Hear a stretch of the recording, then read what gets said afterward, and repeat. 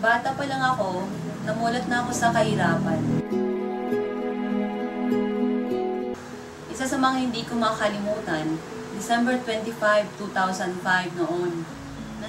Nasa palengke ako noon nagbebenta ng mais. Hindi mo iniinda na kahit Pasko, nagbebenta ka ng mais dahil para lang magkaroon ka ng pera.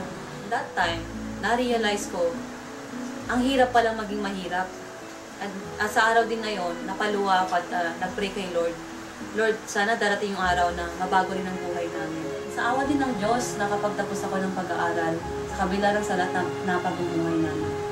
At syempre, sobrang tuwa ko naman dahil sa pagkakaalam, pagtapos ka na mag-aral, eh makakatulong ka na sa pamilya mo. Pero nagkamali pala ako dahil noon, nagtatrabaho na ako sa Manila, pero kahit 500 pesos hindi ko may padala sa pamilya ko dahil nga sa sobrang liit din ang kinikita ko noon. Kaya nag-decide ako na mag-abroad dahil sa paniniwala na pag nag-abroad na ako, eh makakatulong na ako sa pamilya ko. Nag-apply ako bilang domestic helper sa Hong Kong. Nung nasa Hong Kong na ako, doon ko na-realize, mahirap palang mag-abroad. Lalo na kung milya-milya pa ang layo mo sa pamilya mo. Kaya hindi rin ako nagtagal doon dahil nga nakahanap ako ng amo na halos ayaw kong pakainin at tinatrato ako ng hindi maganda. Kaya nag-decide ulit ako na umuwi na lang ng Pinas.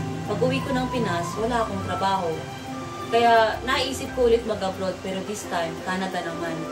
Hanggang isang araw, nang nag-a-apply ako papuntang Canada, inimbita ako ng kuya ko na mag-attend ng seminar ng InGlobal.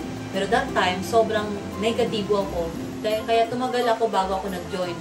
Pero nung nag-join ako, hindi ko sukat akalain na after 2 years na ginawa kong InGlobal ng seryoso, I earned my first million. And then months later, dati naglalakad lang ako, ngayon nagdadrive na ako ng sarili kong kotse, di ba? I bought my brand new car na Hyundai Elantra at isa sa mga pinapangarap ko na maging bridal car. And then right now, hindi ko sukat akalain na kumikita na ako ng 6 figures a month. And sa Tugigaraw lang po yan. At ang pinakagustong-gusto ko po sa InGlobal ay kasama ko po ang buong pamilya ko na kumikita po.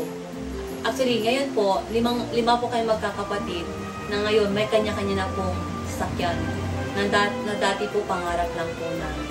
Napatunayan ko na hindi lang pala pag-abroad ang sagot para mabagong buhay natin, kundi meron din palang mga oportunidad kagaya ng InGlobal na pwedeng mabagong buhay at pwedeng makamit ang mga pangarap natin kasama ang pamilya natin.